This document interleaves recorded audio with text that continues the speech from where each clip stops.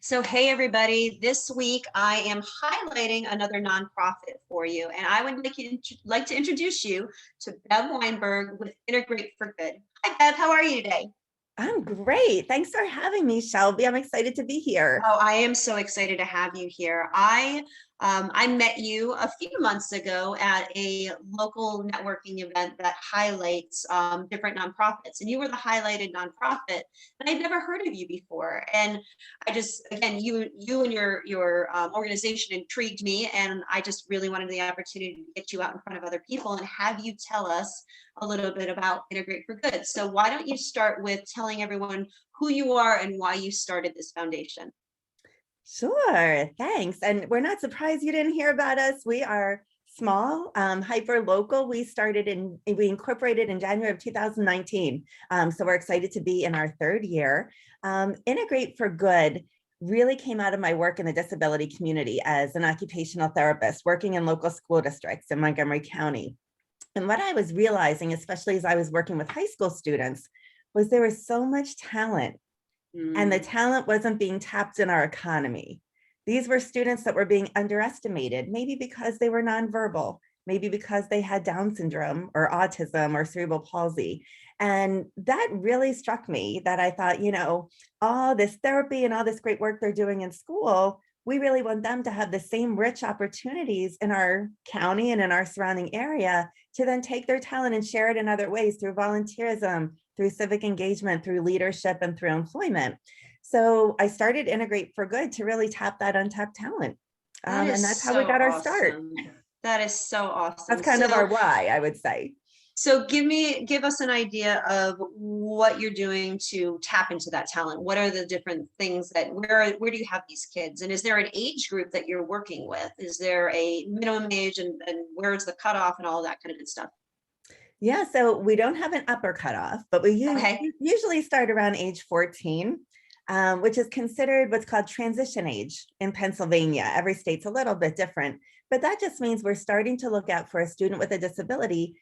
What is their life going to look like after high school? We say, when that school bus doesn't come anymore, Right. what are the opportunities they're going to have? They might not have, the same opportunities where other kids might go right into work, go right into the military, go right into a college or university.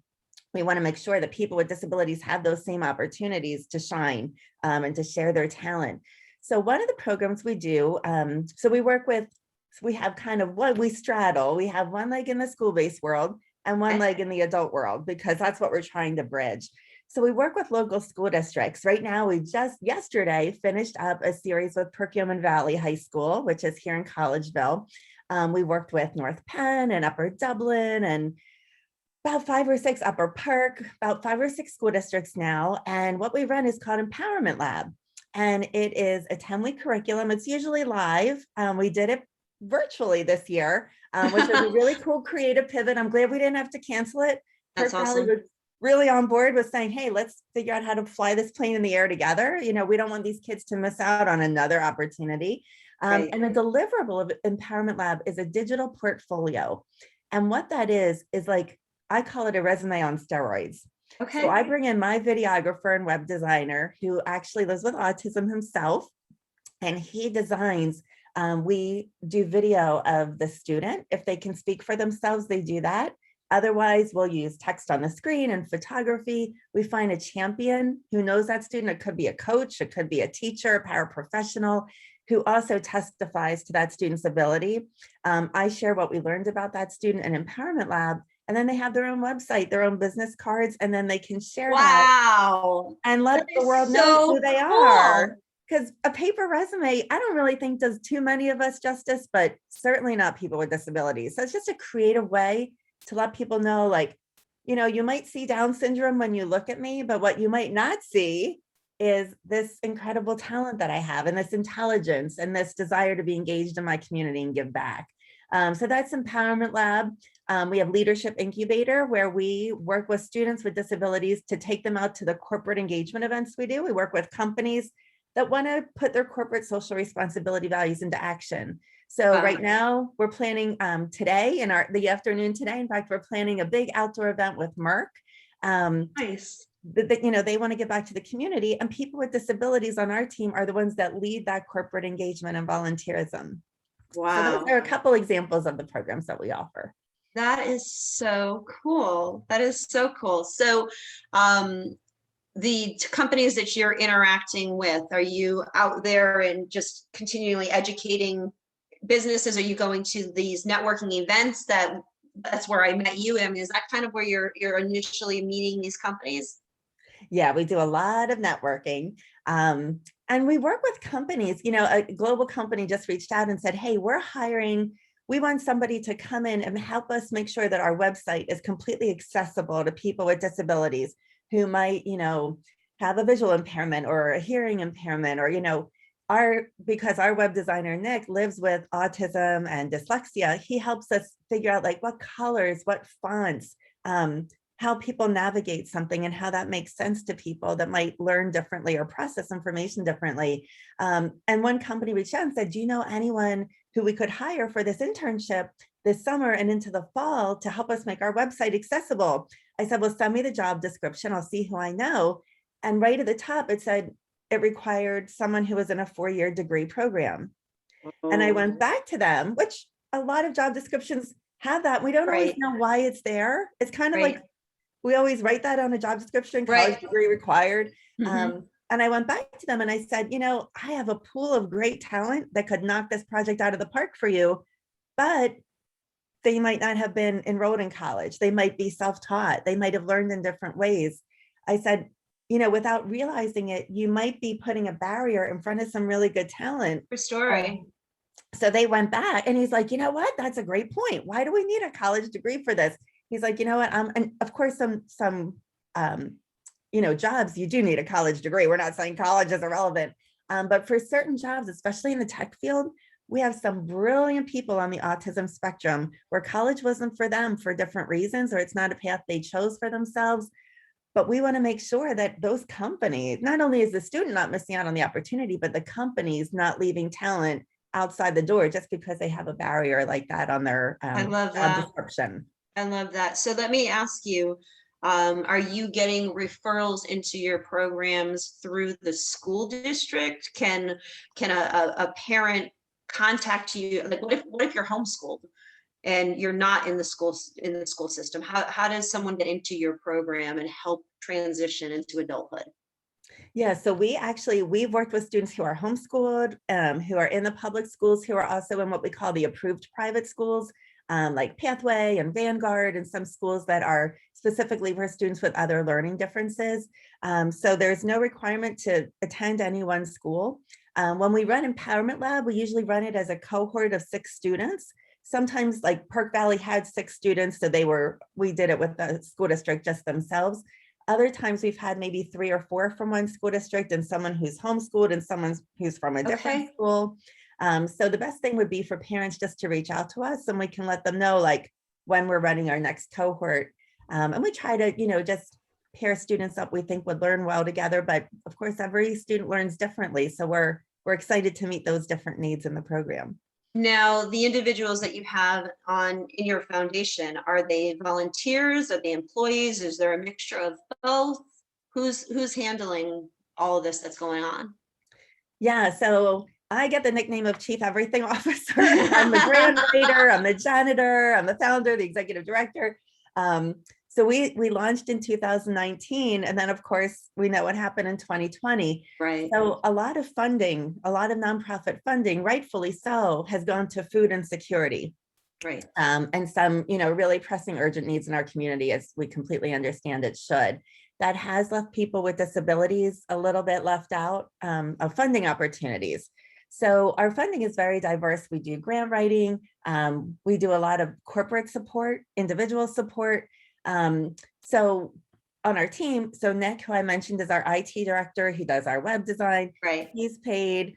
We have a couple other part-time employees now we just brought on, super exciting. Congratulations. Yay. We have interns, but really a lot of what we do is based on people choosing to share their time and their talent and their treasure with us by coming, serving on our board of directors, serving on our committees. We have a very large, strong volunteer base, and that's what makes this work move forward. Because with a little bit of paid staff we have, we would just have so many needs we couldn't meet.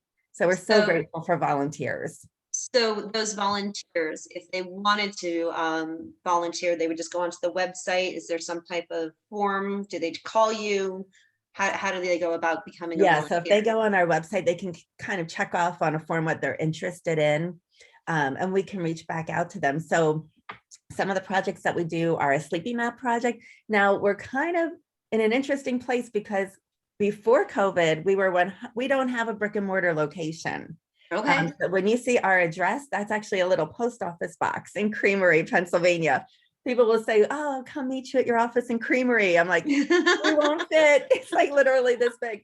So we were, volunteering anywhere who would give us space. We're on 6 different college and university campuses in Montgomery County. Wow. We're in senior centers, faith communities. We were at the Elmwood Park Zoo every Friday, libraries. So we would have our volunteer events there. We would be doing our Kindness Rocks project at Ursinus, where we paint rocks. Ursinus gave us a beautiful area where we just dedicated a Kindness Rocks garden to address mental health concerns that are going on college campuses, especially now. So everything was live. And then we switched everything within 48 hours to virtual volunteering. Whew. We had that going on up until about 2 weeks ago, and now we're transitioning back to being outside in person to volunteer. Awesome. And hopefully be able to get back, because while virtual volunteering helped reduce loneliness and social isolation, the things that we target, it's not the same as bringing people of all abilities together in one place to work on a project of shared interest.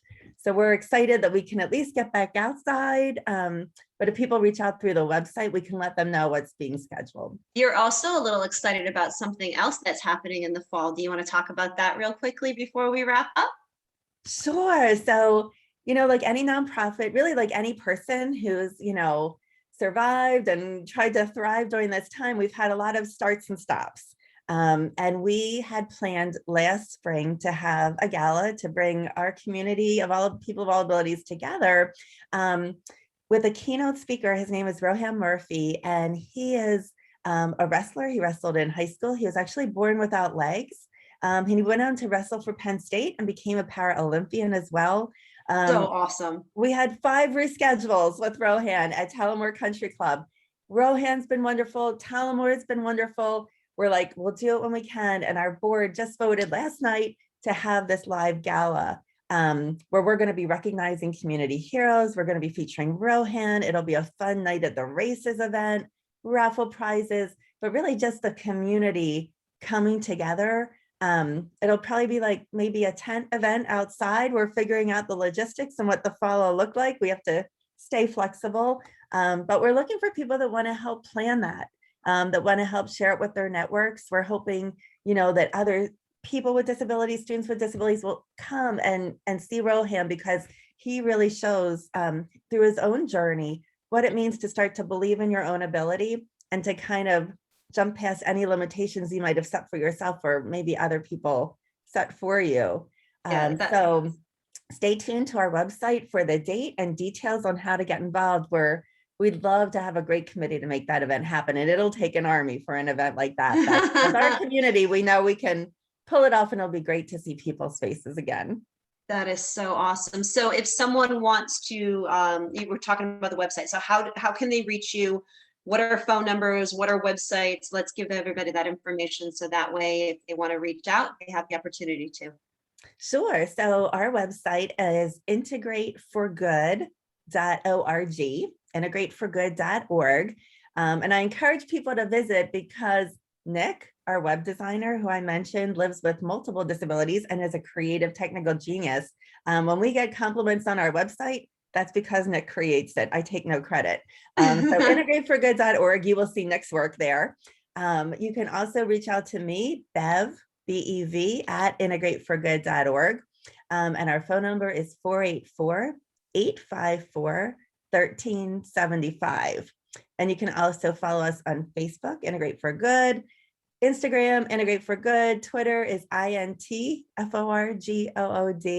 And we're on LinkedIn as well as Integrate for Good. That is so awesome. Bev, thank you so much for taking the time to chat with us. And I will definitely be interested in a night at the races and listening to your keynote speaker, because that's just so inspiring. As I had shared with you when you had told me who your guest was, my son grew up with wrestling, and I have seen athletes with no legs wrestle in person, and it's amazing. It's just absolutely amazing. So I'm really anxious for that, and we'll be sure to make sure that we do some Facebook posts prior to and help you advertise that out here on Facebook as well. Oh, well, we appreciate that. Thanks so much for having me today. Are so Grateful. welcome. Thank you. And guys, make sure that you check out the website. Make sure that if you have a heart to volunteer, I'm sure that Bev would love to chat with you. And I hope you all have a great week. We'll see you next week.